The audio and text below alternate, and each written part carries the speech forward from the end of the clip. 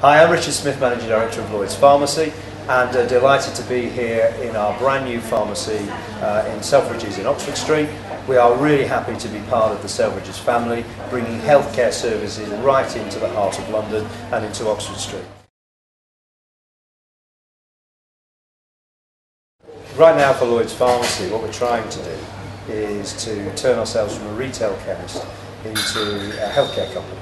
And we're delighted with the progress we've made over the last 4 years to put in consultation rooms, and we're now moving on from that to care rooms in our business, so that we have the facilities to be able to offer the services that the government want us to do over the next 4 or 5 years to ensure that local National Health Services, proactive screening services and minor ailment services can be delivered in the community.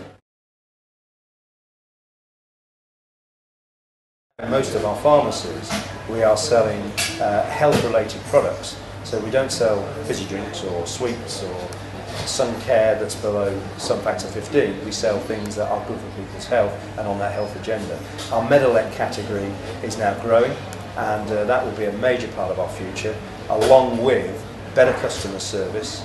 And to get that better customer service, we are trying desperately hard to detask the pharmacists by various strategic developments, one of those being taking dispensing outside of the local dispensary to help the pharmacists deliver that customer service.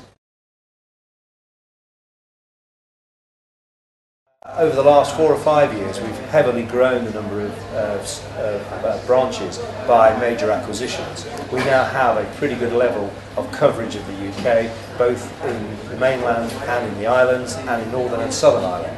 So we no longer need to make big acquisitions to get that coverage, but we will continue to develop units like this in Selfridges, and healthcare and health clinical developments next to doctors' surgeries, and any new contract opportunities that come along, and any acquisitions that come along that sit and fit our geographic and demographic plans. Clearly, Celicio have invested heavily over the last 4 or 5 years in the UK, and they would feel quite aggrieved that the investment that they've made has not been returned with consistent funding from the UK government. And the dramatic cuts in Category M last year have given them some major concerns and major harm to their profit returns. So what they now have to do is look at how they can balance the risk that they have against various investments. So they will start to invest greater outside of the UK, whilst continuing to develop our business in the UK. So what you'll see as a balancing effect is less reliance on the UK's profit stream, because they'll grow elsewhere in Europe and worldwide, but the UK will continue to steadily grow.